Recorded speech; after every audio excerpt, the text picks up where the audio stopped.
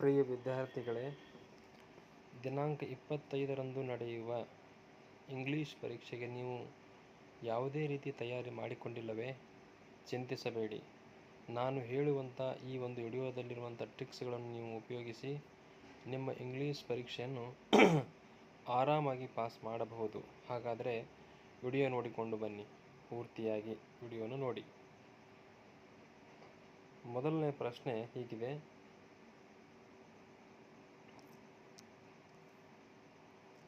ನೋಡಿ, 1ರಿಂದ 4 ಪ್ರಶ್ನೆಗಳು ನಿಮಗೆ ಆಪ್ಷನ್ಸನ್ನು ಕೊಟ್ಟಿರ್ತಾರೆ. ಇಲ್ಲಿ ನೀವು 2 ಪ್ರಶ್ನೆಗಳನ್ನು ಅತ್ಯಂತ ಆರಾಮವಾಗಿ ಬರೆಯಬಹುದು.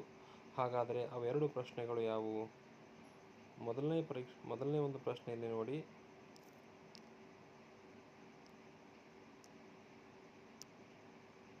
ಇಲ್ಲೇನು ಕೇಳಿದ್ದಾರೆ ಅಂದರೆ, ನೀವು ಏನನ್ನೂ ನೋಡಬೇಡಿ, ನೇರವಾಗಿ ಆಪ್ಷನ್ಸನ್ನು ನೋಡಿ. ಈ ಆಪ್ಷನ್ಸಲ್ಲಿ 2ದಿಂದ ಸ್ಟಾರ್ಟ್ ಆಗಿರುವಂತಹ ಒಂದು ಶಬ್ದ ಇದೆನಾ? 2ದಿಂದ ಅಂದರೆ TO2ದಿಂದ ಸ್ಟಾರ್ಟ್ ಆಗಿರುವಂಥ ಶಬ್ದ ಯಾವುದಿದೆ? ಹಾಗಾದರೆ ಆನ್ಸರ್ ಇಲ್ಲಿದೆ, ಟು ಜಾಯಿನ್. ಸೊ ಇದು ಸರಿಯಾದಂಥ ಉತ್ತರ ಆಗುತ್ತೆ. ಅಂದರೆ ಇನ್ಫಿನಿಟಿವ್ ವರ್ಬನ್ನು ಕೇಳ್ತಾರೆ, 2ದಿಂದ ಸ್ಟಾರ್ಟ್ ಆಗಿರುವಂಥದ್ದು ಇದು.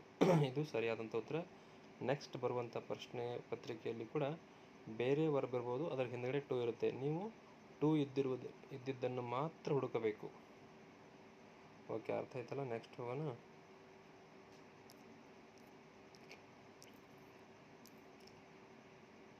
ಎರಡನೇ ಪ್ರಶ್ನೆ.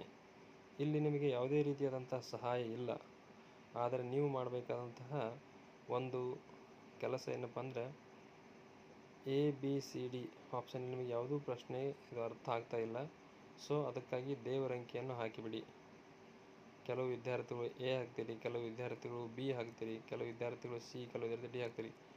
ಒಂದನ್ನು ಮಾತ್ರ ಆಯ್ಕೆ ಮಾಡಿಕೊಳ್ಳಿ. ಯಾವುದಾದ್ರೂ ನಿಮಗೆ ಇಚ್ಛೆ ಪಟ್ಟಿರೋದು ಆಯ್ಕೆ ಮಾಡಿಕೊಳ್ಳಿ. ಅರ್ಥ ಆಯ್ತಾ? ಯಾಕಂದರೆ ಇಲ್ಲಿ ಯಾವುದೇ ರೀತಿಯಾದಂಥ ಟ್ರಿಕ್ಸ್ ಇಲ್ಲ. ನೆಕ್ಸ್ಟ್ ಮೂರನೇ ಪ್ರಶ್ನೆ. ಮೂರನೇ ಪ್ರಶ್ನೆ ಕೂಡ ಬಹಳ ಸರಳವಾದಂಥ ಪ್ರಶ್ನೆ ಇದೆ. ಇಲ್ಲಿ ನಿಮ್ಮ ಆಪ್ಷನನ್ನು ನೋಡ್ತಾ ಇದ್ದೀರಿ ನೀವು. ಈ ಆಪ್ಷನಲ್ಲಿ ವುಡ್ ಹ್ಯಾವ್ ಅಂತ ಎಲ್ಲಿಯಾದರೂ ಕಾಣ್ತಾ ಇದೆಯಾ? C ಆಪ್ಷನಲ್ಲಿ ಕಾಣ್ತಾ ಇದೆ, ವುಡ್ ಹ್ಯಾವ್. ಸೊ ಸರಿಯಾದ ಉತ್ತರ ಇದೇ ಆಗಿರುತ್ತೆ. ನಾಳೆ ಬರುವಂಥ ನಿಮ್ಮ ಪರೀಕ್ಷೆಯಲ್ಲಿ ಕೂಡ ಇದೇ ಥರನಾದಂಥ ಒಂದು ಪ್ರಶ್ನೆ ಇರುತ್ತೆ. ಅದರಲ್ಲಿ ವುಡ್ ಹ್ಯಾವ್ ಎನ್ನುವಂಥ ಆಪ್ಷನನ್ನು ಹುಡುಕಬೇಕು. ಇಲ್ಲಿ C ಕೊಟ್ಟಿದ್ದಾರೆ, ಬರುವಂಥ ಪರೀಕ್ಷೆಯಲ್ಲಿ ಅದು B ಅಥವಾ D ಅಥವಾ C ಯಾವುದೇ ಆಗಿರ್ಬೋದು. ವುಡ್ ಹ್ಯಾವ್ ಅನ್ನು ಮಾತ್ರ ನೀವು ಹುಡುಕಿದರೆ ಸಾಕು, ನಿಮಗೆ ಒಂದು ಅಂಕ ಸಿಗುತ್ತೆ. ಯಾವುದೇ ರೀತಿ ಪ್ರಶ್ನೆಯನ್ನು ಓದದೆಯೇ ಬರೆಯಬಹುದು. ಮುಂದೆ ಹೋಗೋಣ. 4ನೇ ಪ್ರಶ್ನೆ. ಇಲ್ಲಿ ನಿಮಗೆ ಯಾವುದೇ ರೀತಿಯಾದಂಥ ಸಹಾಯ ಇಲ್ಲ. ನೀವು ಇಲ್ಲಿ ಸಹಾಯ ಇಲ್ಲ ಎಂದ ಕಾರಣಕ್ಕೆ ಪ್ರಶ್ನೆಯನ್ನು ಬಿಟ್ಟು ಹೋಗಬಾರದು. ನಿಮಗೆ ತಿಳಿದಿರುವಂತಹ ಆಪ್ಷನ್ ಯಾವುದಾದ್ರೂ ಒಂದು ಆಪ್ಷನನ್ನು ಹಾಕಬಹುದು. A ಅಥವಾ C ಅಥವಾ B ಅಥವಾ D ಯಾವುದಾದ್ರೂ ಒಂದೇ ಆಪ್ಷನನ್ನು ಹಾಕಿ. ಅಂದರೆ ನಿಮ್ಮ ಲಕ್ಕಿ ಇದ್ದರೆ ಅದು ಆನ್ಸರ್ ಸಿಗುತ್ತೆ. ಓಕೆ, ಇಲ್ಲಿ ಸರಿಯಾದಂಥ ಉತ್ತರ ಅದು ಡಿಡ್ದೇ ಆಗುತ್ತೆ, ನೋ ಪ್ರಾಬ್ಲಮ್. ಬಟ್ ನಿಮಗೆ ತಿಳಿದಿರುವಂಥ ಆಪ್ಷನನ್ನು ಹಾಕಿ. ಒಟ್ಟಾರೆ ಅರ್ಥ ಮಾಡಿಕೊಳ್ಳಿ ವಿದ್ಯಾರ್ಥಿಗಳೇ, ಈ 4 ಪ್ರಶ್ನೆಗಳಲ್ಲಿ ನಿಮಗೆ ಸಹಾಯ ಆಗುವಂಥ 2 ಪ್ರಶ್ನೆಗಳು 2ದಿಂದ ಸ್ಟಾರ್ಟ್ ಆಗಿರುವಂತಹ ಒಂದು ವರ್ಬನ್ನು ನೀವು ಕಂಡುಹಿಡಿಯಿರಿ. ನೆಕ್ಸ್ಟ್ ಇನ್ನೊಂದು ಪ್ರಶ್ನೆ ವುಡ್ ಹ್ಯಾವ್ ಅಂತ ಬರುತ್ತೆ. ಈ 4 ಪ್ರಶ್ನೆಗಳಲ್ಲೇ ಇರ್ತೈತೆ ಅದು ವುಡ್ ಹ್ಯಾವ್. ಇದು ಸರಿಯಾದಂಥ ಉತ್ತರ ಆಗಿರುತ್ತೆ. ನೆಕ್ಸ್ಟ್ ಬರುವಂಥ ಪರೀಕ್ಷೆಯಲ್ಲಿ ಕೂಡ ಇಂಥದ್ದನ್ನೇ ಕಂಡುಹಿಡಿಯಿರಿ. ನಿಮಗೆ 2 ಅಂಕ ಸುಲಭವಾಗಿ ಸಿಗುತ್ತೆ. ಓಕೆ, ಮುಂದಿನ ಪ್ರಶ್ನೆ. 5ನೇ ಪ್ರಶ್ನೆ ಯಾವಾಗಲೂ ಸಿಲೆಬಲ್ ಆಗಿರುತ್ತೆ. ಸಿಲೆಬಲ್ ಅಂದರೆ ಎಷ್ಟು ಉಚ್ಚಾರದಲ್ಲಿ ನಾವು ಆ ಶಬ್ದವನ್ನು ಅನುಭವದು. ಕೊಟ್ಟಿರುವಂಥ 4 ಶಬ್ದಗಳಲ್ಲಿ ಅವರು ಕೇಳಿರುವಂಥದ್ದೇನಿದೆ ನೋಡಿ, 1 ಸಿಲೆಬಲ್ ಅಂದರೆ ಒಂದು ಉಚ್ಚಾರದಲ್ಲಿ ನಾವು ಆ ವರ್ಡನ್ನು ಅಂದುಬಿಡ್ತೀವಿ. ಹಾಗಾದರೆ ಅದು ಯಾವುದು? ನಾವು ಒಂದು ಸ್ವಲ್ಪ ಚೆಕ್ ಮಾಡಬೇಕು ಕ್ಲಾಪ್ಸನ್ನು ಹಾಕಿ. ಓವರಲ್ಲಿ 2 ಸಿಲೆಬಲ್ ಇದ್ದಾವೆ. ನೆಕ್ಸ್ಟ್ ವೆರಿಯಲ್ಲಿ ಕೂಡ 2 ಸಿಲೆಬಲ್ ಇದ್ದಾವೆ. ನೆಕ್ಸ್ಟ್ ರೋಡಲ್ಲಿ 1 ಸಿಲೆಬಲ್ ಇದೆ. ಅವರು ಕೇಳಿರುವಂಥದ್ದೇನಿದೆ? 1 ಸಿಲೆಬಲ್ ವರ್ಡನ್ನು ಕೇಳಿದ್ದಾರೆ. ಸೊ ಸರಿಯಾದಂಥ ಉತ್ತರ ಅದು ರೋಡ್ ಅಂತ ಆಗುತ್ತೆ. ಓಕೆ, ರೋಡ್ ಸರಿಯಾದ ಉತ್ತರ ರೋಡ್. ಸರಿ, ಮುಂದೆ ಹೋಗೋಣ. Next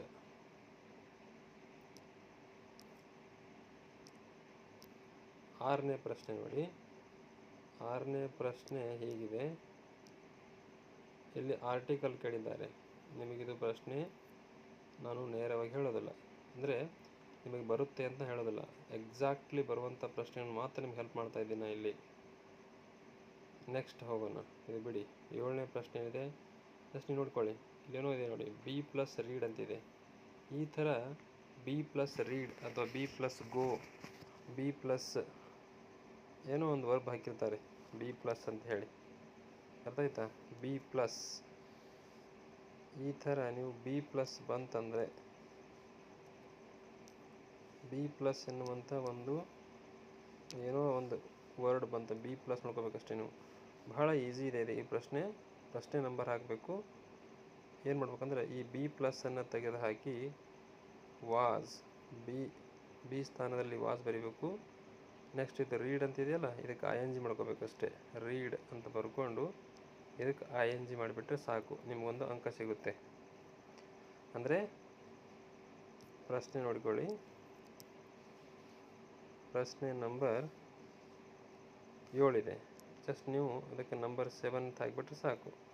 was reading. ನೋಡಿ, ನಾಳೆ ಬರುವಂಥ ಪ್ರಶ್ನೆ ಪತ್ರಿಕೆಯಲ್ಲಿ ಬಿ ಪ್ಲಸ್ ಬೇರೆ ಒಂದು ಯಾವುದೋ ವರ್ಬ್ ಕೊಟ್ಟಿರ್ತಾನೆ, ಬಿ ಇದ್ದಂಥ ಸ್ಥಾನದಲ್ಲಿ ವಾಸ್ ಬರೀರಿ, ರೀಡ್ ಬದಲಾಗಿ ING ಹಾಕಿ, ಅಂದರೆ ರೀಡಿಂಗ್. ಗೋ ಕೊಟ್ಟಿದ್ರೆ ಗೋಯಿಂಗ್, ಗೋ ಕೊಟ್ಟಿದ್ರೆ ಗೋಯಿಂಗ್, ಹೌದಾ? ಈ ಥರ ವಾಸ್ ಗೋಯಿಂಗ್, ಈ ಥರ ಬರ್ಕೊಂತ ಹೋದ್ರೆ ಸಾಕು. ಬೇಕಾದ ಕೊಡ್ಲಿಕ್ಕೆ ವರ್ಬು, ಅದಕ್ಕೆ ನೀವು ING ಪ್ರತ್ಯಯ ಸೇರಿಸಿ ಹಿಂದ್ಗಡೆ ವಾಸ್ ಇಟ್ಬಿಡಿ. ನಿಮಗೆ ಪ್ರಶ್ನೆ ಈಸಿ ಇರುತ್ತೆ. ಇದು ನಿಮಗೆ 100% ಮಾರ್ಕ್ಸ್ ಕೊಡುತ್ತೆ. ನೆಕ್ಸ್ಟ್ 8ನೇ ಪ್ರಶ್ನೆ ನಿಮಗೆ ಅಷ್ಟು ಸುಲಭವಾಗಿ ಸಿಗೋದಲ್ಲ, ಅದು ಬಿಡಿ. 9ನೇ ಪ್ರಶ್ನೆ ಕೂಡ ನಿಮಗೆ ಅಷ್ಟು ಸುಲಭವಾಗಿ ಸಿಗೋದಿಲ್ಲ, ಅದು ಬೇಡ. ನಮಗೆ ಬೇಕಾಗಿರುವಂಥ ಪ್ರಶ್ನೆ 10ನೇ ಪ್ರಶ್ನೆ.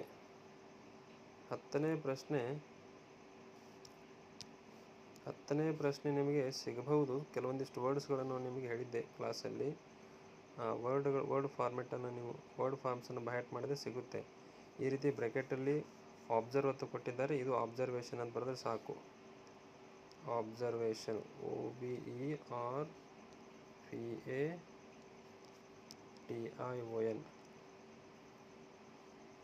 ಇದನ್ನು ನೀವು 15 ವರ್ಡ್ಗಳದ್ದು ಬೈಹ್ಯಾಟ್ ಮಾಡಿ. ಇಲ್ಲಿ ನಿಮಗೆ 100% ಸಿಗುತ್ತೆ ಅಂತ ಹೇಳಲ್ಲ, ನೀವು ಯಾರು ಪ್ರಯತ್ನಪಟ್ಟು ಬೈಹ್ಯಾಟ್ ಮಾಡಿದ್ರೆ ಅವ್ರಿಗೆ ಸಿಗುತ್ತೆ ಅಂಕ. ನೆಕ್ಸ್ಟ್ 11ನೇ ಪ್ರಶ್ನೆ. ಇದು ನಿಮಗೆ ಇಲ್ಲಿ ಸುಲಭವಾಗಿ ಸಿಗೋದಿಲ್ಲ. Next change the following sentence superlative degree, ಇದು ನಿಮಗೆ ಸುಲಭವಾಗಿ ಸಿಗುವಂಥದ್ದಲ್ಲ. 13ನೇ ಪ್ರಶ್ನೆ ಬನ್ನಿ. 13ನೇ ಪ್ರಶ್ನೆಯಲ್ಲಿ ನೋಡಿ, use the word dream as verb in your own sentence ಅಂತಿದೆ. ನೋಡಿ, ಈ ಡ್ರೀಮ್ ಎನ್ನುವಂಥ ಪದ ಇದೆಯಲ್ಲ, ಸಿಂಗಲ್ ಇನ್ವರ್ಟೆಡ್ ಹಾಕಿದಲ್ಲ, ಇದು ನೀವು ಆರಾಮಾಗಿ ಮಾರ್ಕ್ಸನ್ನು ಪಡ್ಕೋಬೋದು. ಯಾವ ಥರ ಅಂತ ಹೇಳ್ತೀನಿ ನಾನು.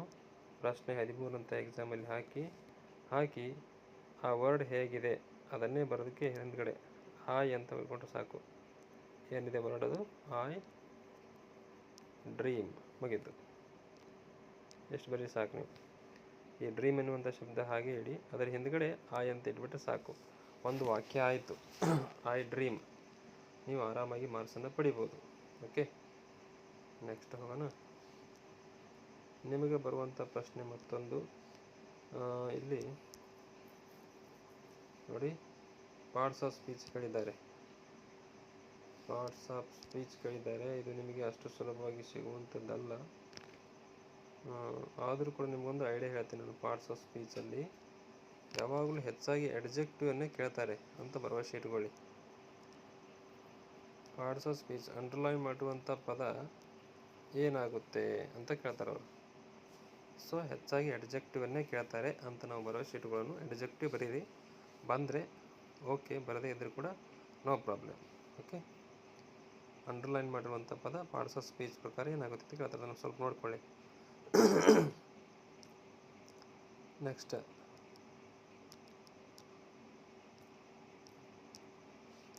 ಮತ್ತೆ ಸುಲಭವಾದಂಥ ಪ್ರಶ್ನೆ ನಿಮಗಿದೆ, ಭಾಳ ಈಸಿ ಇದೆ ಪ್ರಶ್ನೆ ಇದು. 15ನೇ ಪ್ರಶ್ನೆ ನೋಡಿ, ಇಲ್ಲಿ ಸೋ ದ್ಯಾಟ್ ಎನ್ನುವಂಥ ಒಂದು ಪ್ರಯೋಗ ಮಾಡ್ತಾ ಇದ್ದಾರೆ. ಪ್ರಯೋಗ ಮಾಡಿ ಅಂತ ಹೇಳ್ತಾರೆ. ಸೋ ದ್ಯಾಟನ್ನು ತಂದು ಈ ವಾಕ್ಯದಲ್ಲಿ ಹಾಕಬೇಕು ನಾವು. ಇಲ್ಲಿ 2 ಸೆಂಟೆನ್ಸ್ ಇದ್ದಾವೆ. ನೋಡಿ, Nitin is very weak, full point ಕೊಟ್ಟಿದ್ದಾರೆ. ಹಿ ಕ್ಯಾನಾಟ್ ವಾಕ್ ಫಾಸ್ಟ್ ಅಂತ. ಇಲ್ಲಿ ಮೊದಲಿಗೆ ಸೋ ಇದೆ, ಆನಂತರ ದ್ಯಾಟ್ ಇದೆ. ಇದನ್ನು ತಂದು ಇದರಲ್ಲಿ ಎಂಟರ್ ಮಾಡಬೇಕು. ಯಾವ ಥರ ಎಂಟರ್ ಮಾಡಬೇಕು ಈ ಪ್ರಶ್ನೆ ನಾನು ಇಲ್ಲಿ ಬರೆದು ತೋರಿಸ್ತೀನಿ ನೋಡಿ. ನಿತಿನ್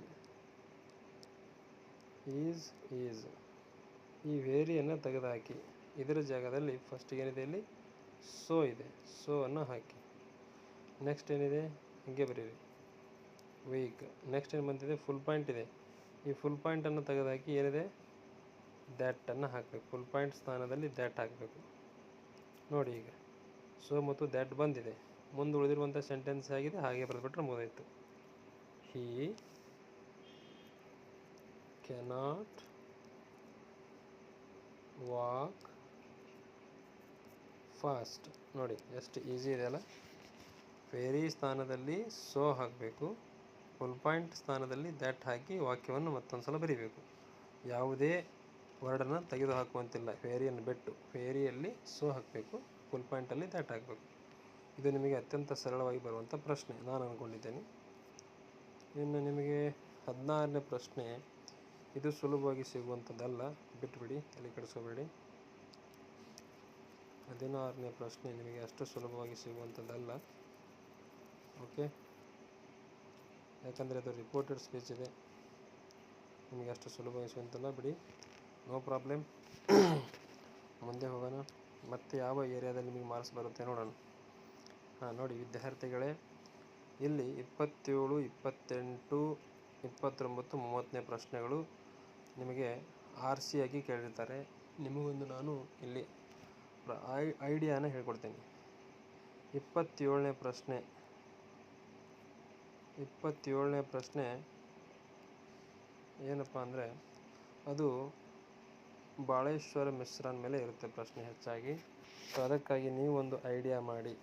ಏನು ಐಡಿಯಾ ಮಾಡಬೇಕಪ್ಪ ಅಂದರೆ, ಇಲ್ಲಿ ಯಾವುದೇ ಪ್ರಶ್ನೆ ಕೇಳಿ 27ನೇದವರು, ಅವ್ರು ಯಾವುದೇ RCಯನ್ನು ಕೇಳಿ, ನಿಮಗೆ RCಗಳು ಅಷ್ಟು ಸುಲಭವಾಗಿ ಹತ್ತೋದಿಲ್ಲ. ಎ ಅಂತ ಬರೀರಿ, ಅಂದರೆ 3 ಆಪ್ಷನ್ಸ್ ಇರ್ತವೆ. 1ನೇ ಆಪ್ಷನ್ ಅದು ಏನೇ ಆಗಿರಲಿ ಬಾಳೇಶ್ವರ ಅಂತ ಬರೀರಿ, ಇದೊಂದು ಸರಳ ಉಪಾಯ. 2ನೇ ಆಪ್ಷನ್ ಕೂಡ ಬಾಳೇಶ್ವರ ಅಂತ ಬರೀರಿ, ಬಾಳೇಶ್ವರ. 3ನೇ ಆಪ್ಷನ್ ಭಾಳ ಸರಳ ಇದೆ, ಏನಪ್ಪ ಅಂದರೆ ಅದು ಏನೇ ಇರಲಿಕ್ಕ,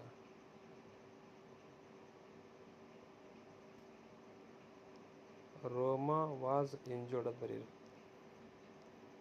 ರೋಮಾ was injured.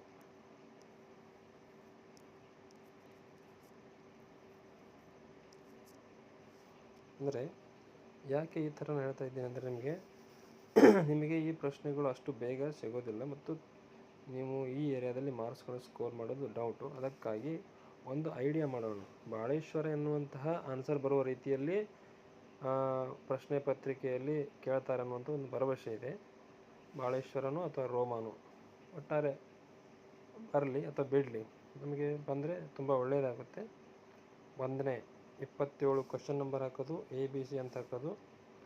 1ನೇದು A Baleshwar, 2 Baleshwar ಅಂದರೆ B Baleshwar, C ರೋಮಾ was injured. ಇಷ್ಟು ಬರೆದು ಸಾಕು. ನೆಕ್ಸ್ಟ್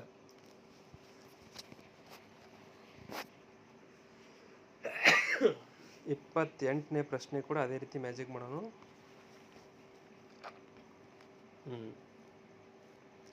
28ನೇ ಪ್ರಶ್ನೆಯಲ್ಲಿ ನೀವೊಂದು ಮ್ಯಾಜಿಕ್ಕನ್ನು ಮಾಡಿ. ಏನಂದರೆ, ಇಲ್ಲಿ ಕೂಡ ನಿಮಗೆ ಈ ಪ್ರಶ್ನೆ ಹತ್ತೋದಿಲ್ಲ ಯಾವ ಪಾಠ ಅಂತ ಹೇಳಿ, ಆದರೆ ನಿಮಗೊಂದು ವರ್ಡ್ ಹೇಳ್ಕೊಡ್ತೀನಿ ನಾನು, ಆ ವರ್ಡನ್ನು ಬರೀ ಸಾಕು. ಏನು? ಕೊಲಂಬಸ್.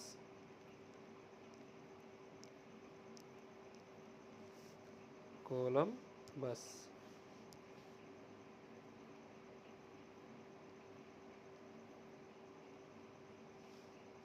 ಬಿ ಕೂಡ ಕೊಲಂಬಸ್ ಅಂತ ಬರೀರಿ, COLUMBUS.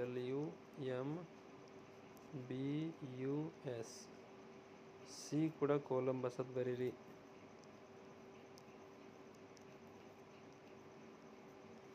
ಓಕೆ, ಇಲ್ಲಿ ನಿಮಗೆ 1 ಅಂಕ ಸಿಗುವಂಥ ಸಾಧ್ಯತೆ ಇದೆ, 50% ಸಾಧ್ಯತೆ ಇದೆ. ಅದಕ್ಕಾಗಿ ಬಹಳ ತಲೆ ಕೆಡಿಸ್ಕೋಬೇಡಿ. 27ನೇ ಪ್ರಶ್ನೆ ಯಾವ ರೀತಿ ಬಾಳೇಶ್ವರ್ ಸಿ ರೋಮವಾಜ್ ಇಂಜೋರ್ಡ್ ಬರೆದಿರಲ್ಲ ಅದೇ ರೀತಿಯಾಗಿ 28ನೇ ಪ್ರಶ್ನೆ ಭಾಳ ಸರಳಿದೆ. ಅದು ಏನೇ ಪ್ರಶ್ನೆ ಕೇಳಿ ಕೊಲಂಬಸ್ ಅಂತ ಬರೆದು ಹಾಕಿಬಿಡಿ. 1 ಅಂಕ ಸಿಗುವ ಸಾಧ್ಯತೆ ಇದೆ. ನಿಮಗಿಲ್ಲಿ ತೊಂದರೆ ಆಗಬಹುದು. 27ನೇ ಪ್ರಶ್ನೆಯಲ್ಲಿ ಸಿ ನಮಗೆ ದೊಡ್ಡದಾಗುತ್ತೆ ಓದಕ್ಕಂದವರು ಮತ್ತೆ ಬಾಳೇಶ್ವರ ಬರ್ಕೊಳ್ರಿ, ಏನೂ ಪ್ರಾಬ್ಲಮ್ ಆಗಲ್ಲ. ನಿಮ್ಮ ಒಂದು ಲಕ್ ಇದ್ದರೆ ಬರುತ್ತೆ. ಓಕೆ, ನಿಮಗೆ ಈಸಿ ಆಗಲಿ ಅಂತ ಹೇಳ್ತಾ ಇದ್ದೀನಿ ನಾನು. ಓಕೆ, ನೆಕ್ಸ್ಟ್ 29ನೇ ಪ್ರಶ್ನೆ. ಒಂಚೂರು ಒಂದು ನಿಮಿಷ ಇಲ್ಲಿ ನೋಡಿ. 28ನೇ ಪ್ರಶ್ನೆ ಕೊಲಂಬಸ್ ಅಂತ ಹೇಳಿದೆ ನಾನು. ಇನ್ನೂ ಒಂದು ಐಡಿಯಾ ಇದೆ ಇದಕ್ಕೆ. ಕೊಲಂಬಸ್ ಯಾರಿಗೆ ಸ್ಪೆಲ್ಲಿಂಗ್ ಬೈ ಹ್ಯಾಟ್ ಮಾಡೋಕ್ಕಾಗಲ್ಲ ಅವರು ಏನು ಮಾಡಬೇಕಪ್ಪ ಅಂದ್ರೆ ABC ಅಂತ ಹಾಕ್ಕೊಂಡು ಸೀಮೆನ್ ಅಂತ ಕೂಡ ಬರಿಬೋದು. ಸೀಮೆನ್ ಅಂತ ಹೇಳಿ ಅದು ಕೂಡ ಕೆಲವೊಂದು ಸಲ ಕೇಳ್ತಿರ್ತಾರೆ. ಸೀಮೆನ್ ABC ಎಲ್ಲಕ್ಕೂ ಸೇಮ್ ಸೀಮೆನ್ ಅಂತ ಬರ್ಕೊಳ್ಳಿ. ಅದು ಕೂಡ ಸಮ್ಟೈಮ್ಸ್ ಆನ್ಸರ್ ಆಗಿರುತ್ತೆ. ನಿಮಗೆ ಯಾವುದು ಇಷ್ಟ ಆಗುತ್ತೆ ಅದನ್ನು ಬರೀರಿ, ಆದರೆ ಎರಡನ್ನೂ ಬರೀಬೇಡಿ. ABC ಅಂತ ಹಾಕಿ ಕೊಲಂಬಸ್ ಅಂತಾದರೂ ಬರೀರಿ, ಇಲ್ಲಾದರೆ ABC ಅಂತ ಹಾಕಿ 28ನೇ ಪ್ರಶ್ನೆಯಲ್ಲಿ ಬರಲಿ ಸೀಮೆನ್ ಅಂತ ಬರೀರಿ. ನಿಮಗೆ 1 ಅಂಕ ಸಿಗುವ ಸಾಧ್ಯತೆ ಹೆಚ್ಚಿದೆ. ನೆಕ್ಸ್ಟ್ ಹೋಗೋಣ. ಓಕೆ, ನೋಡಿ 29ನೇ ಪ್ರಶ್ನೆ ಕಲರ್ಸ್ ಆಫ್ ಸೈಲೆನ್ಸ್ ಅಂದರೆ ಸತೀಶ್ ಗುಜ್ರಾಲ್ ಮೇಲೆ ಇರುತ್ತೆ. ನಿಮಗೆ ಇಲ್ಲೊಂದು ಐಡಿಯಾ ಹೇಳ್ತೀನಿ ನಾನು. ಏನಂದರೆ ಇಲ್ಲಿ ಕೂಡ ನೀವು ಭಾಳ ತಲೆ ಕೆಡಿಸ್ಕೊಬೇಡಿ. 29 ಅಂತ ಹಾಕಿ ABC ಅಂತ ಹಾಕಿ ABC. ಇಲ್ಲಿ ನೀವು ಒಂದು ಐಡಿಯಾ ಮಾಡಿ. ಏನಂದರೆ ಸತೀಶ್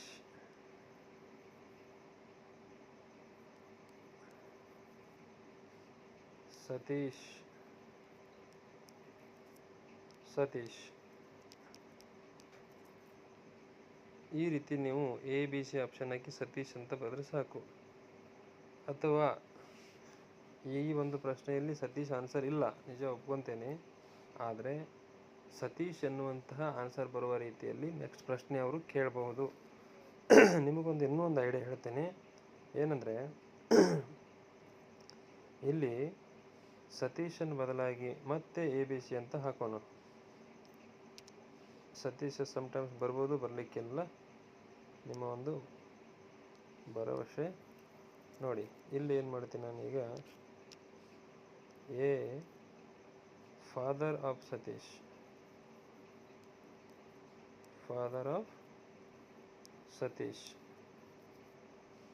ಸರಿಯಾಗಿ ಬರಿತಾ ಇದ್ದೀನಿ, ವೇಟ್ ಮಾಡಿ. Father of Satish. ಬಿ ಕೂಡ ಫಾದರ್ ಆಫ್ ಸತೀಶ್ ಅಂತ ಹಾಕೋಣ. Father of Satish. C answer ಕೂಡ ಫಾದರ್ ಆಫ್ ಸತೀಶ್. ಸರಿ,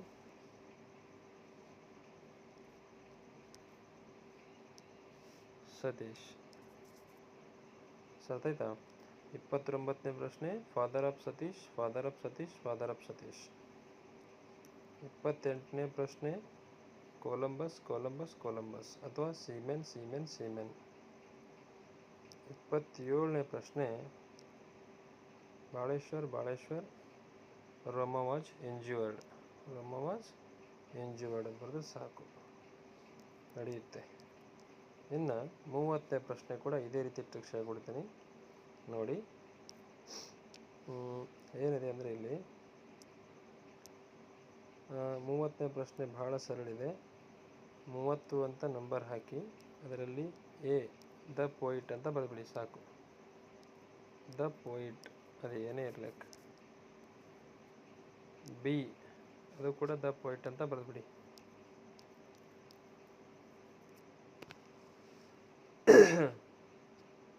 ಸಿ ಹೀಗೆ ಬರಿ. he was going to space. ಇನ್ನೊಮ್ಮೆ ಹೇಳ್ತೀನಿ ನೋಡಿ, ಸ್ಪೇಸ್ ನೋಡಿ ಈ ಥರ ನೀವು ಬರೆದ್ರೆ ನಿಮಗೆ ಅಂಕ ಸಿಗುತ್ತೆ. ನೋಡಿ ಭಾಳ ಸರಳಿದೆ. 27ರಿಂದ 30 ಯಾರು ನೀವು ನೀಟಾಗಿ ಅಭ್ಯಾಸ ಮಾಡ್ತೀರಿ, ಯಾವುದೇ ರೀತಿಯಾದಂಥ ಪ್ರಯತ್ನ ಇಲ್ಲದೆ ಇಲ್ಲಿ ನಾವು 4ರಿಂದ 5 ಅಂಕ ಸುಲಭವಾಗಿ ಪಡ್ಕೋಬೋದು. 30ನೇ ಪ್ರಶ್ನೆ ಪೋಯಮ್ನಾಗ ಇರುತ್ತೆ, ಅದಕ್ಕಾಗಿ ಅದು 1ನೇ ಪ್ರಶ್ನೆ ಆನ್ಸರ್ ಯಾವಾಗಲೂ ದ ಪೊಯಿಟ್ ಅಂತ ಇರೋ ರೀತಿ ಇರ್ತೈತಿ. 2ನೇದು ಕೂಡ ದ ಪೊಯಿಟ್ ಅಂತ ಬರ್ಕೊಳ್ಳಿ, ಯಾಕೆ ಹೇಳಕ್ಕೆ ಬರಲಿ ಚಾನ್ಸಸ್. ಸಿ ಅದು ಏನೇ ಬರಲಿ he was going to space ಅಂತ ಬರ್ಕೊಳ್ಳಿ. ಇಷ್ಟು ಬರೆದ್ರೆ ನಿಮಗೆ 1 ಅಂಕ ಆದರೂ ಕೂಡ ಸಿಗಬಹುದು ಎನ್ನುವಂಥ ಭರವಸೆ ಇದೆ. ಅರ್ಥಾಯ್ತಾ? ಸೊ ನೆನಪಿಡಿ, 27ನೇ ಪ್ರಶ್ನೆ ಬಾಳೇಶ್ವರ್ ಬ್ರಹ್ಮ ವಾಸ್ ಇಂಜೂರ್ಡ್. 28ನೇ ಪ್ರಶ್ನೆ ಕೊಲಂಬಸ್ ಅಥವಾ ಸೀಮೆನ್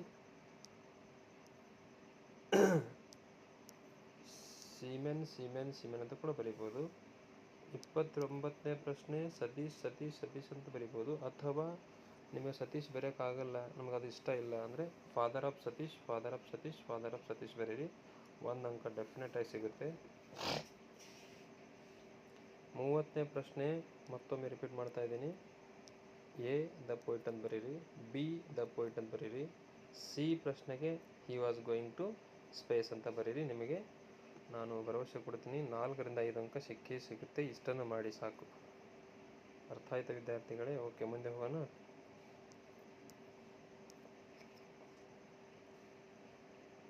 ನೋಡಿ ಇಲ್ಲಿ ನಿಮಗೆ ಈ ಪ್ರಶ್ನೆ ಬಹಳ ಸರಳಿದೆ. ಇಲ್ಲಿ ಕೂಡ ನೀವು ಯಾವುದೇ ರೀತಿಯಾದಂತಹ ಪ್ರಯತ್ನ ಇಲ್ಲದೆ ಮಾರ್ಕ್ಸನ್ನು ಪಡಿಬೋದು. ಇಲ್ಲಿ ಒಂದು ಪ್ಯಾರಾಗ್ರಾಫನ್ನು ಮಾಡಬೇಕಾಗಿದೆ. ಇದನ್ನು ಮಾಹಿತಿಯನ್ನು ಬಳಸಿಕೊಂಡು ನಾವು ಪ್ಯಾರಾಗ್ರಾಫನ್ನು ರೆಡಿ ಮಾಡಬೇಕು. ಹಾಗಾದರೆ ನಾವು ಏನು ಮಾಡಬೇಕು? ಇಲ್ಲೊಂದು ಪ್ರೊಫೈಲ್ ಇದೆ, ಹೌದಾ? ಈ ಪ್ರೊಫೈಲನ್ನು ನಾವು ಬರಿತಾ ಹೋಗಬೇಕು. ಯಾವ ರೀತಿ ಅಂತ ಹೇಳ್ಕೊಡ್ತೀನಿ ನಿಮಗೆ. ನೋಡಿ,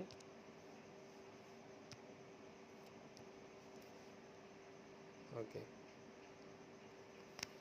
ನೀವು ಸ್ಪೆಲ್ಲಿಂಗ್ ಕೂಡ ಮಿಸ್ಟೇಕ್ ಮಾಡದ ಹಾಗೆ ಬರೀಬೋದು. ಹೇಗೆ?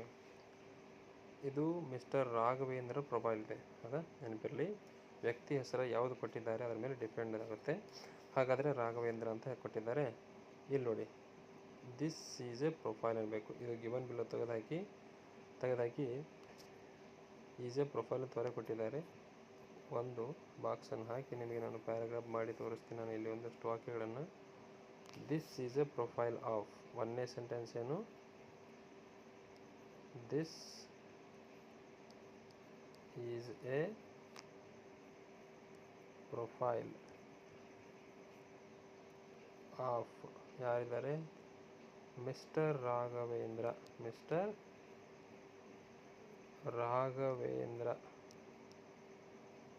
ನೋಡಿ, ಇದು 1ನೇ ವಾಕ್ಯ. This is a profile of mister Raghavendra. ಇದು ನಿಮಗೆ ಈಗ ಅರ್ಥ ಆಯಿತು. ಹಾಗಾದರೆ ನೆಕ್ಸ್ಟ್ ಏನು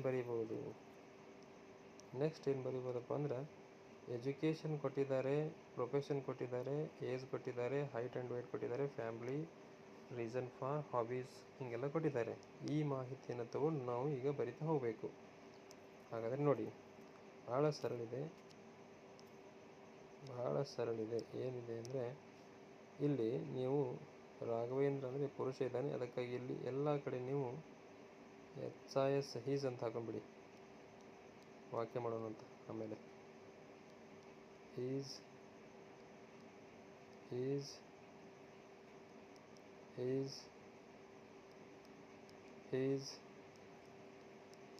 ಹೀಸ್ ಹಾಕೊಂಡ್ರೆ ಇನ್ನು ಮಧ್ಯದಲ್ಲಿ ಇಲ್ಲೇನು ಡಬಲ್ ಡಾಟ್ ಇದ್ದಾವಲ್ಲ, ಕಾಲನ್ ಇದಲ್ಲ, ಇವು ತೆಗೆದಾಕಬೇಕು.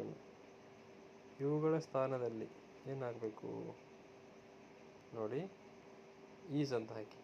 ಎಸ್ ಈಸ್ ಇದು ಬಿಡಿ, ಇದು ಆಗಾಗಲೇ ನಾವು this is a profile of Raghavendra ಬರ್ಕೊಂಡಿವಿ. ಅದಾದ ನಂತರ ಒಂದು ಮಾಹಿತಿ ಈಸ್ ಈ ಒಂದು profession is, age is, height and weight is,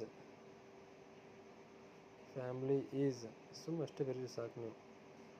reason for popularity is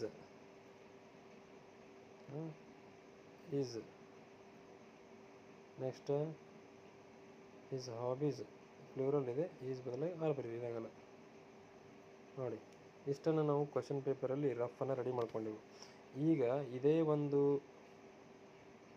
ಬರೆದಿರುವಂಥದ್ದನ್ನು ನಾವು ಸರಿಯಾದ ಮೆಥಡಲ್ಲಿ ಬರಿತಾ ಹೋಗೋಣ. ಹೇಗೆ ನೋಡಿ, ಇದನ್ನೇ is education is BSc B.Ed paragraph ರೂಪದಲ್ಲಿ ಕೆಳಗೆ ಬರಿಬೇಕು. ಅದನ್ನು ನೋಡಿ, ಇಲ್ಲಿ ಬರುತ್ತೆ, ತೋರಿಸ್ತೀನಿ ನಿಮಗೆ. Okay, is education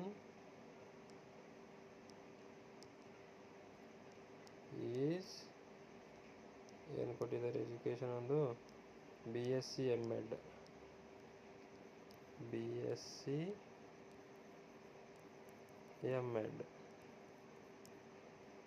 okay. ನೋಡಿ, ನಾನೇನು ಮಾಡ್ತಾ ಇದ್ದೇನೆ ಅಂದರೆ ಇಲ್ಲಿ ಜಸ್ಟ್ ಹೀಸ್ ಮತ್ತು ಈಸನ್ನು ತಂದು ಅವುಗಳ ಸ್ಥಾನದಲ್ಲಿ ಇಟ್ಟು ವಾಕ್ಯ ಮಾಡ್ತಾ ಇದ್ದೇನೆ.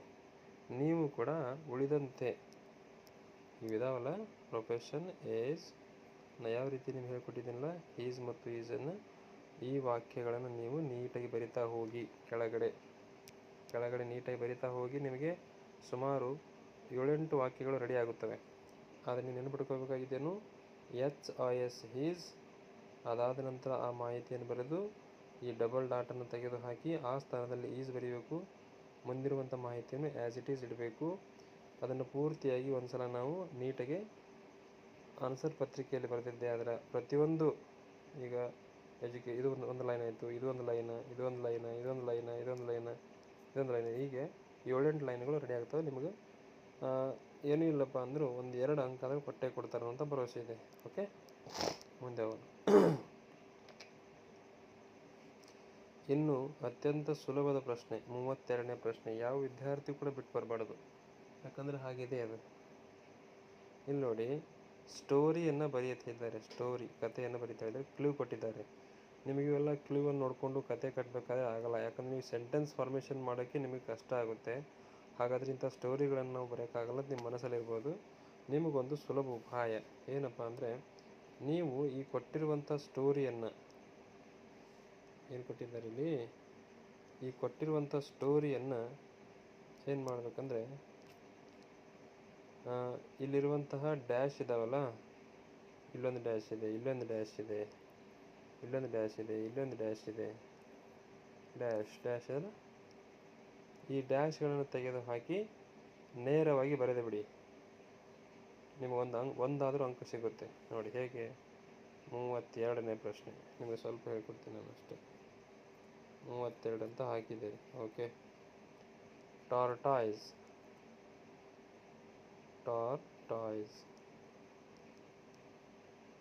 ಆ್ಯಂಡ್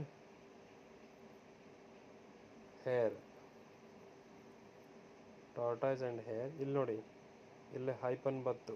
ಈ ಹೈಪನ್ ತೆಗೆದಾಕಿ ಮುಂದೆ ಏನಿದೆ ವರ್ಡ್, ಆರ್ಗ್ಯುಮೆಂಟ್ ಇದೆ. ನೇರವಾಗಿ ಬರೆದ್ಬಿಡಿ. ಯಾವುದೇ ರೀತಿ ಅದನ್ನು ಈ ಒಂದು ಚಿಹ್ನೆ ತೆಗೆದು ಹಾಕಿಬಿಡಿ. ಆರ್ಗ್ಯುಮೆಂಟ್.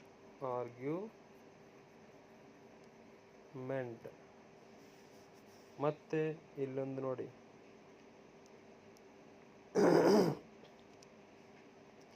ಇಲ್ಲಿ ಹೈಪನ್ ಬಂದಿದೆ.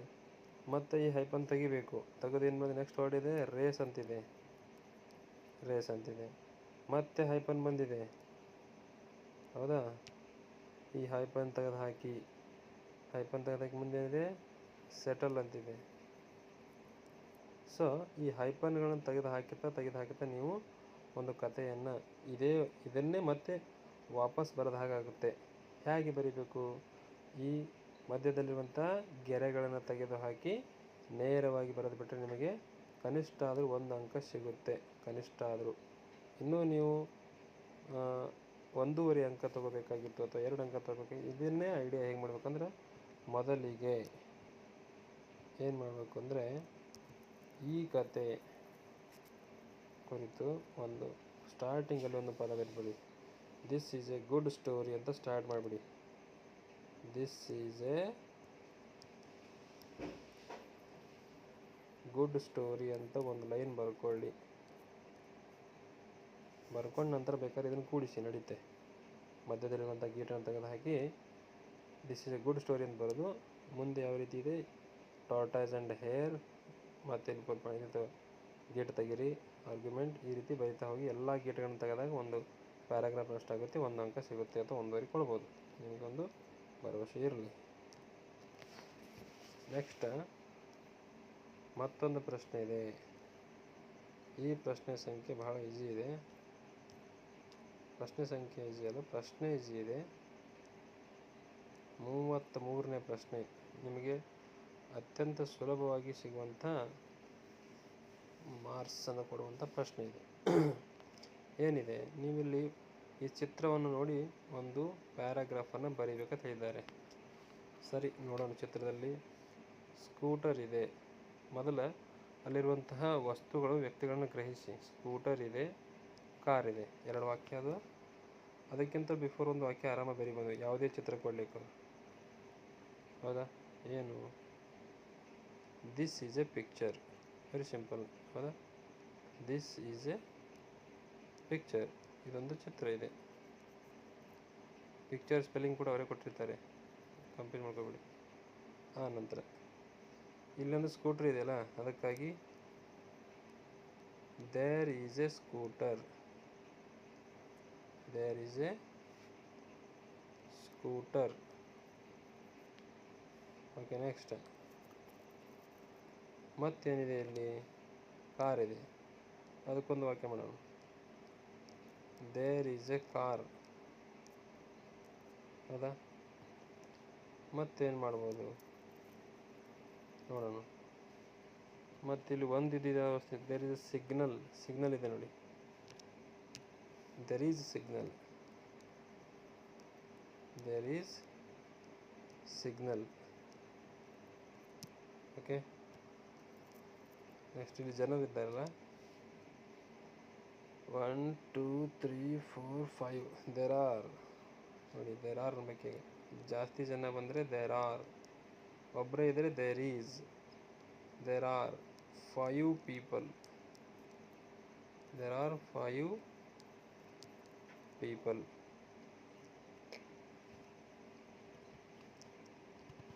ಓಕೆ, ಸೊ ಲಾಸ್ಟಿಗೆ ಒಂದು ಪಾಯಿಂಟ್ ಕೂಡ ಬರಿಬೋದು. ಏನಂತ? This is a very beautiful picture. I like this picture. Okay, ಇಲ್ಲಿ ಕ್ರಾಸ್ ಮಾಡ್ತಾ ಇದ್ದಾನೆ ಅವನು. ಇಷ್ಟರಲ್ಲಿ ನಿಮಗೆ ಸೆಂಟೆನ್ಸ್ ಮಾಡೋಕ್ಕಾಗಲಿಲ್ಲ ಅಂದರೆ ನಾನು ಹೇಳಿರುವಂಥ ವಾಕ್ಯಗಳನ್ನು ಬರೆದು ಬಿಡಿ ಸಾಕು. ಒಂದು 5-6 ವಾಕ್ಯಗಳನ್ನು ಬರೆದಕ್ಕೆ ನಿಮಗೆ 1 ಅಥವಾ 1.5 ಮಾರ್ಕ್ಸ್ ಕೊಟ್ಟೇ ಕೊಡ್ತಾರೆ. ಸುಲಭವಾಗಿ ಸಿಗುವಂಥ ಅಂಕ, ಯಾವುದೇ ಎಫರ್ಟ್ ಇಲ್ಲದೆ. ಅದಕ್ಕಾಗಿ ನೀವು ಒಂದು ನೆನಪಿಟ್ಟುಕೊಳ್ಳಿ, ಚಿತ್ರವನ್ನು ನೋಡಿದ ತಕ್ಷಣ ಏನು ಮಾಡಬೇಕು? ದಿಸ್ ಈಸ್ ಎ ಪಿಕ್ಚರ್ ಅಂತ ಬರೀರಿ. ಅದು ಸುಂದರವಾಗಿದ್ದ ಚಿತ್ರನ this is a beautiful picture ಅಂತ ಬರೀರಿ. ಅಲ್ಲಿರುವಂಥ 1 ಅಥವಾ 2 ಒಂದು ಇದ್ದಂಥ ವಸ್ತುಗಳು ಅಥವಾ ವ್ಯಕ್ತಿಗಳಿದ್ದರೆ there is a, there is a, there is a ಅಂತ ಹಾಕಿ ಬರೀರಿ. ಇಲ್ಲಿ ಕಾರ್ ಇದೆ, ದೇರ್ ಈಸ್ ಎ ಕಾರ್. ಇಲ್ಲಿ ಸ್ಕೂಟರ್ ಇದೆ, ದೇರ್ ಈಸ್ ಎ ಸ್ಕೂಟರ್. ಹೌದಾ? ಈ ಥರ ವಾಕ್ಯನ ರಚಿಸ್ತಾ ಹೋಗಿ. ಮತ್ತು ಜಾಸ್ತಿ ಇದ್ದಿರುವಂತಹ ವಸ್ತು ಅಥವಾ ವ್ಯಕ್ತಿ ಇದ್ದರೆ ಅಲ್ಲಿ ದೇರ್ ಆರ್ ಅಂತ ಹಾಕಿ, ದೇರ್ ಆರ್ ಪೀಪಲ್. ಹೌದಾ? ಈ ಥರ ಮಾಡಿ ನಿಮಗೆ ಸುಲಭವಾಗಿ ಅಂಕ ಸಿಗುತ್ತೆ. ಮುಂದೆ ಹೋಗೋಣ. ಮತ್ತೊಂದು ಪ್ರಶ್ನೆ, ಬಹಳ ಸರಳವಾದಂಥ ಪ್ರಶ್ನೆ. ಈ ಪ್ರಶ್ನೆ ನಿಮಗೆ ಫುಲ್ ಮಾರ್ಕ್ಸ್ ಕೊಡುತ್ತೆ, ನನ್ನ ಭರವಸೆ ಇದೆ.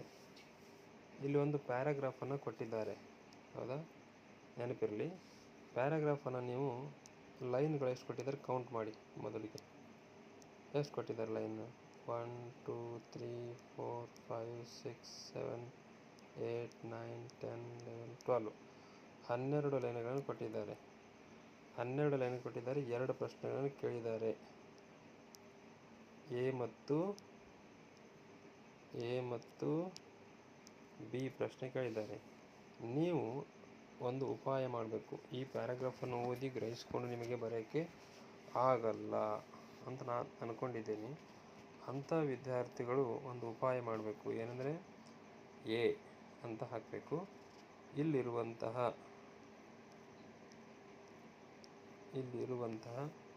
12 ಲೈನ್ಗಳಲ್ಲಿ 6 ಲೈನ್ಗಳನ್ನು ಎ ಪ್ರಶ್ನೆ ಬರೆಯಬೇಕು. ಅಂದರೆ 1 ನೋಡಿ 1 2 3 4 5 6 ಇಲ್ಲಿಗೆ 6 ಲೈನ್ ಆಗ್ತೈತೆ. ಈ ಲೈನಲ್ಲಿ ಬರುವಂಥ ಫುಲ್ ಪಾಯಿಂಟನ್ನು ಹುಡುಕಿ. ಫುಲ್ ಪಾಯಿಂಟ್ ಎಲ್ಲಿ ಬರುತ್ತೆ ನೋಡಿ.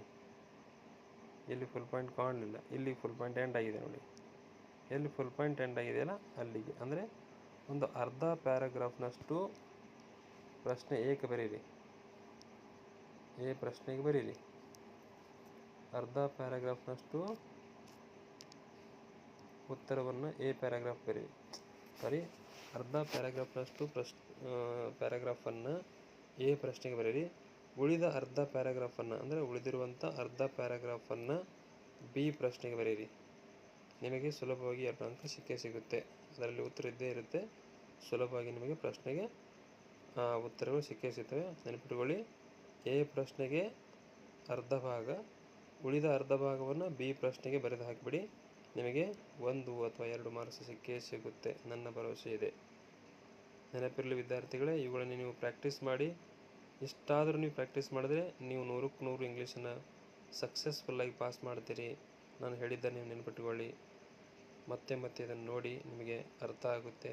ಇಷ್ಟನ್ನು ಯಾವುದೇ ರೀತಿ ಎಫರ್ಟ್ ಇಲ್ಲದೆ ಸುಲಭವಾಗಿ ಇಂಗ್ಲೀಷ್ನಲ್ಲಿ ಪಾಸ್ ಆಗಲು ಇದೊಂದು ಐಡಿಯಾ. ಶುಭವಾಗಲಿ, ನಿಮ್ಮ ಎಕ್ಸಾಮಿಗೆ ಒಳ್ಳೆಯದಾಗಲಿ.